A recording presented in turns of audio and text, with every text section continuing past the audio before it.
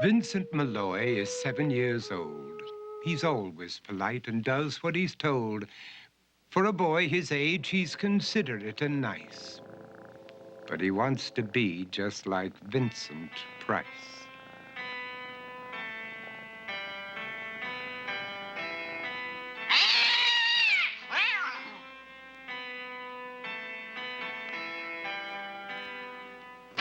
He doesn't mind living with his sister, dog, and cats, though he'd rather share a home with spiders and bats.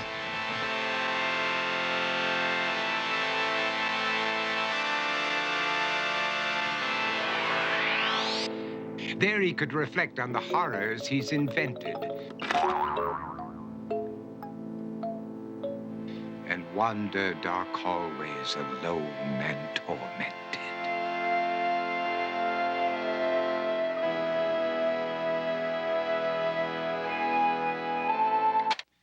Vincent is nice when his aunt comes to see him, but imagines dipping her in wax for his wax museum.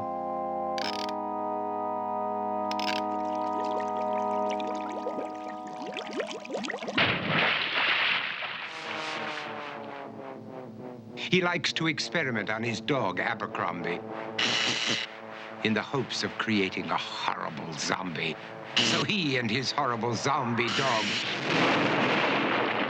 could go searching for victims in the London fog. His thoughts, though, aren't only of ghoulish crime. He likes to paint and read to pass some of the time.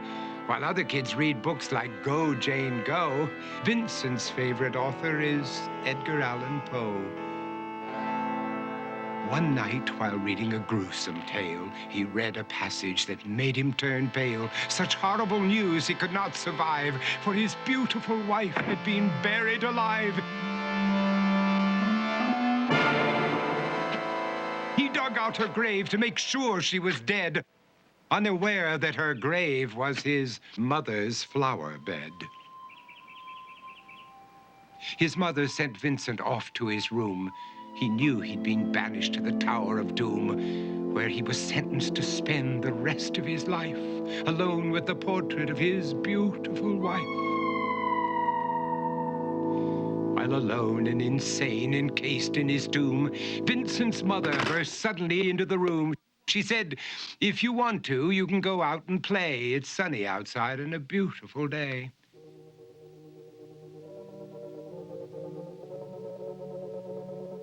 Vincent tried to talk, but he just couldn't speak.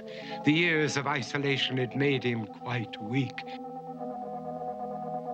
So he took out some paper and scrawled with a pen, "I am possessed by this house and can never leave it again."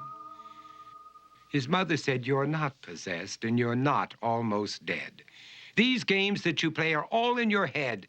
You're not Vincent Price, you're Vincent Malloy. You're not tormented or insane, you're just a young boy. You're 7 years old and you are my son. I want you to get outside and have some real fun."